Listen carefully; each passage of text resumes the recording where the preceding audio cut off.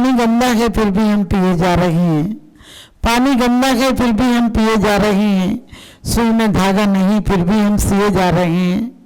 बड़े आश्चर्य की बात है, बड़े आश्चर्य की बात है, जीवन में सुख शांति नहीं फिर भी हम सुख शांति के लिए जिए जा रहे हैं, फिर भी हम सुख शांति के लिए जिए जा रहे हैं। हर आदमी कहता है मैं सुख और शांति चाहिए, लेकिन जिसे तुम सुख समझते हो वो सुख नहीं, वो सुख के पीछे बहुत बड़ा दुख है। क्योंकि दो प्रकार के जीव होते हैं संसार में, एक होते हैं जो दुख को भी सुख में परिवर्तित कर देते हैं और एक होते हैं जिनके दुख भी सुख हो जाते हैं और दूसरे होते हैं जिनके सुख भी दुख हो जाते हैं। सुख भी दुख हो जाते हैं ना, इंद्रिय जितने पदार्थ हैं वो एक दिन सुखी लगते हैं लेकिन दुख देते हैं। वो सुख दिखता है लेकिन दुख देते हैं। संसार के प्राणी यहाँ घर बनाना चाहते हैं लेकिन घर बन नहीं पाता है। आदमी विदा हो जाता है और विदा होने के लिए आता है यहाँ, आज तक कोई घर नहीं बना पाया। जिसने घर बनाने की जद्दोजहद की वो हार मानकर चला गया और जिसने घर से निकलने की कोशिश की वो शाश्वत घर को पा गया। क्योंकि यहाँ लोग पदों के पीछे लड़ते हैं। आचार्य कहते हैं पदों को छोड़ना पड़ेगा, लेकिन एक बार वो पद पाओ जो निरापद है, एक बार वो पद पाओ जो कि कोई अपेक्षा से रहे, तो एक दिन वो पद पाओ जो परम पद है। यहाँ के पद भी क्या पाना, यहाँ पद के बाद सिर्फ इल्जाम मिलते हैं, गालियां मिलती हैं, भ्रष्टाचारी घोषित होते हो और मुर्दाबाद के नारे लगते हैं जीते जी। पद वो पाना है जो वास्तव में तुम धनी हो जाओ। यहाँ के धन क्या करोगे, कुछ कंकड़ पत्थर इकट्ठे करके उसको धन समझ लेते हो। धन तो वो जो तुम्हें धन्यता दिला दे, धन वो जो तुम्हें राग द्वेष से मुक्त कर दे, धन वो जो तुम्हारे बंधन मुक्त कर दे। लेकिन यहाँ का धन तो और बंधन ग्रस्त करता जाता है। गृहस्थी वो नहीं होता है जो ईंट चूनों के मकान में रहता है, क्योंकि मकान तो चाहिए पड़ेंगे। मकान तो धर्मशाला हो, चाहे मंदिर की छत हो और चाहे कोई मकान हो, छत में अंतर नहीं होता है, एक ही तरीके से बनाई जाती है। और यदि मंदिरों में भी आसक्ति हो जाए तो वो भी घर से बढ़कर है, क्योंकि उनमें भी आसक्ति हो सकती है, उनमें भी धर्मशालाओं में, मंदिरों में, भवनों में, शिष्यों में हमें आसक्ति हो सकती है। मेरे हैं कहीं नहीं जाना चाहिए। ग्रस्त किसे कहते हैं, जिसे एक बार ग्रस्त ले जो आसक्ति, उसके बाद आसक्ति नहीं घटती है, अस्थियां ही निकलती हैं। उसके जीवन में आस्था का दीप कभी जलता ही नहीं है, क्योंकि आकुलता में जो स्वयं दुखी है वो दूसरों को क्या सुख देगा। जो स्वयं आकुल है वो दूसरों को निराकुलता क्या देगा। जो स्वयं भिखारी है वो दूसरों को क्या दान देगा। वो तो उसकी भिक्षा का पात्र बढ़ता ही जाएगा। और इसीलिए कहा है जहां वासनाएं विराम लेती हैं वहीं संन्यास शुरू हो जाता है। मकान और घर में कोई अंतर नहीं होता है।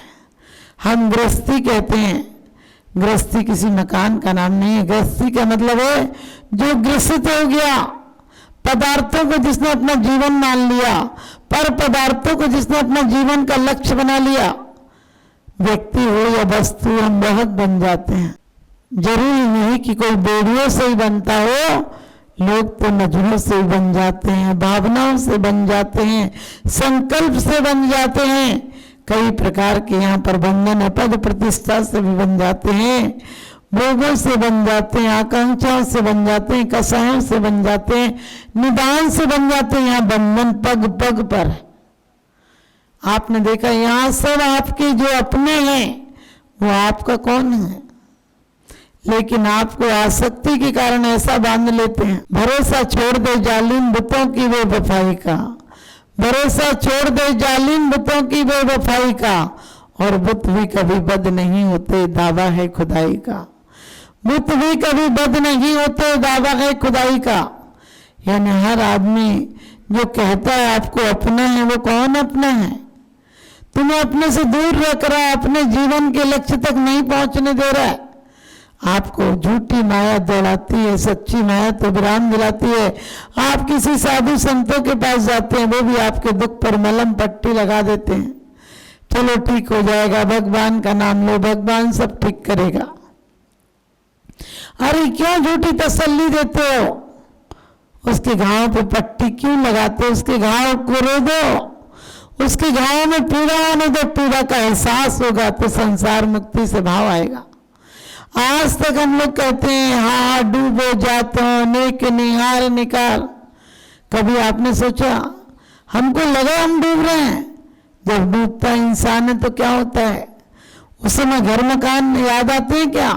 डूबते इंसान को कुछ नजर नहीं आता है, उसे तो अपने प्राण बचाने की लगती है।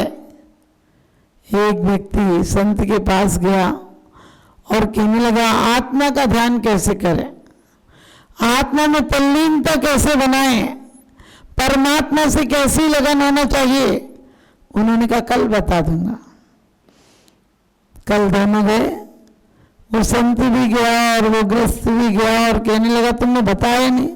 उनके भी बता देते हैं, नहाने के बाद बता दे, नहाने के बाद बता देते हैं। और रही बात है कि हमने दोनों नहाने चलते हैं, नदी में नहा के आएंगे तो तुम्हें बता देंगे। और जो संत था वो तो मृत था, अट्टा कट्टा था और वो बलिष्ठ था, लेकिन जो आया था वो तो वैसे ही मरियल सा था। उसने थोड़ी गहराई में हाथ पकड़ कर ले गया और उसने जैसे ही गहराई में पहुंचा वैसे ही उसने उस ग्रस्त को नीचे डुबा दिया और इतनी तेज से डुबाया कि वो उठ नहीं पाया, निकल नहीं पाया और वो तो घबराने लगा। उसने पूरे प्राण लगा दिए और कि तुम हत्यारे हो, तुम संत हो, क्या हमें मार ही डालोगे? अरे हम तो सोच रहे थे तुम कोई अच्छी बात बताओगे, तुम ये क्या कर रहे हो? संत ने उसे कहा कि तू बता अंदर तुझे क्या याद आ रहा था? बोले याद, अरे पूरे प्राण एक तरफ से उठ गए थे, पूरे प्राणों में एक तरफ उठ गई थी कि बस निकलना है, कैसे निकलो? जी जान मन सब कुछ इसमें लगा दिया था। लगता था मेरी कोई सब कुछ ले ले लेकिन मेरी जान बख्श दे। मैंने पूरा जोर लगाया, इतना तो मैंने कभी नहीं लगाया, लेकिन मुझे निकलना था तो मैंने पूरा जोर लगाया। तुम कहते हो याद, वहां तो कुछ याद नहीं आ रहा था। मौत सामने खड़ी हो फिर क्या याद आता है? उसने कहा बस यही जवाब है। कहने लगी तुमने ये जवाब दिया, मैं तो मर ही जाता, मैं तो तुम्हें हत्यारा समझ रहा था। उसने कहा कि जिस तरह से तुम्हारे पानी में पूरे प्राण तुम्हारे एक ही तरफ हो रही थी कि निकलो, बस ऐसे ही जिस दिन तुमसे तरफ हो जाएगी, तुम्हें पीड़ा का एहसास हो जाएगा, तुम्हारे घाव में मवाद पड़ जाएगी, तुम्हारे घाव तुम्हें तकलीफ देने लगेंगे, उसी दिन तुम कहोगे कि बस अब नहीं, अब बहुत होगी, अब तो विराम हो जाएगा, अपने आप हो जाएगा, किसी को कहने की जरूरत नहीं पड़ेगी। आप कहते तुमरी नेक सुदृष्ट से जग उतरत के पार, हाँ हाँ डूबी जाता नेक निहार निकार। मैंने कहा तुम कितना झूठ बोलते हो, तुमरी नेक सुदृष्ट थे। अरे भगवान तो सब देख ही रहे हैं, तुम अपनी नेक दृष्टि रखो परमात्मा के प्रति। तुमने अपना नजरिया सब लोगों को देखते हो, खाते भाई देखते हो, मकान बनता है तो इंजीनियर को बुलाते हो, नक्शा पास कराते हो, फीस देते हो, उसके बाद भी खड़े रहते हो, किसी निरीक्षक को रखते हो कि कोई गड़बड़ी ना हो जाए, कोई गलत चीज ना लग जाए, कोई बेईमानी नहीं हो जाए, कोई कम सीमेंट नहीं लग जाए, कम रेती नहीं लग जाए। ये सब का अनुमान रखते हो, अपने जीवन का अनुमान नहीं है कि हमने आंखों ऊपर की चीजें आप तक जुटाई हैं। संसार में दो तरह के प्राणी होते हैं, एक होते हैं श्रेष्ठ होते हैं, एक होते हैं प्रियस। एक होते हैं कि श्रेष्ठ को चाहते हैं, एक चाहते हैं प्रिय को चाहते हैं। जो प्रिय होता है पहले तो आनंद देता है लेकिन बाद में बहुत पीड़ा देता है। हम पढ़ते भी वैराग भावना में, बोगी बुरे बबुरोगी बनावे, मेरी है जग जी के बेरस हो विपा की समयत सेवत लागे नी के, वज्रग्नि विष से विषधर से जी के दुखिकारी, दर मेरे तन के चोर चपलियत दुर्गत पंथ सहाय। क्या कहा है कि भोग बुरे भवरोग बढ़ावे, तुम लोग से डरते हो, ये भवरोग तो और बड़ा रोग है। हर जन्म में पैदा होते टाइम रोना, जीवन भर रोना और मरते टाइम स्वयं भी रोना, दूसरों को भी बुलाकर जाना। हमारी जिंदगी में बंदगी के अलावा क्या है? सोच कर देखना, हम आए थे तो रोते हुए आए थे और जाएंगे तो रोते हुए जाएंगे।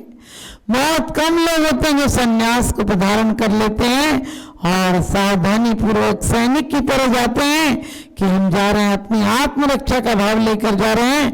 वो तो सिर्फ जमीन और देश रक्षा का भाव था, यहाँ तो आत्मदेश में जा रहे हैं, स्वदेश जा रहे हैं, स्वदेश की सत्ता पाने जा रहे हैं। ऐसा भाव तुम्हारा जिस दिन आ जाएगा उस दिन तुम्हारा जीवन कायाकल्प हो जाएगा। इन्हीं परिस्थितियों में तुम आनंद से जी सकोगे।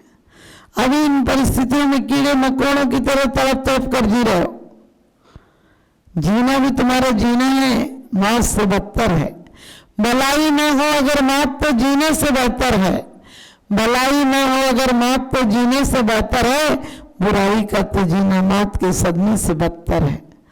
बुराई का तो जीना मौत के सदमे से बदतर है। यह न बस से बदतर है जीवन। बुराई का जीना तो क्या जीना है, ये भी कोई जिंदगी है। ध्यान रखना, तुम्हारे पूरा जीवन एक फोड़ी की तरह है। तुम पीड़ा भी सहते हो और निकालने भी नहीं देते हो, क्योंकि तुम्हें कोई जागता हुआ साधु मिल जाए जो तुम्हारे घावों को कुदेर दे कि तुम क्या कर रहे हो, तुम्हें तो और पीड़ा होने वाली, इतनी सी पीड़ा से क्या होता है। तो तुम्हें साधु बुरा लगता है, अरे हम तो इनसे आशीर्वाद लेने आए थे, ये देखो कैसे बद्दुआएं दे रहे हैं। ध्यान रखना, यदि कोई साधु मिल जाए, सच्चा साधु होगा तो तुम्हें झूठी मलम पट्टी नहीं लगाएगा, तुम्हारे मवाद को निकालेगा। अंदर का जो राग का मवाद है, जो आकुलता का मवाद है, वो निकालेगा। फिर कहाँ पहुंचाएगा? आकुलता सिर माई न ताते सिर नग लागू चाहिए।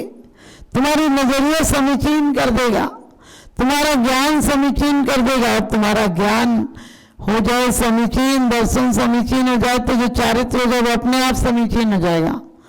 आपको तीव्र भूख लगी हो, भूख से मर सकते हो लेकिन जान नहीं खा सकते हो।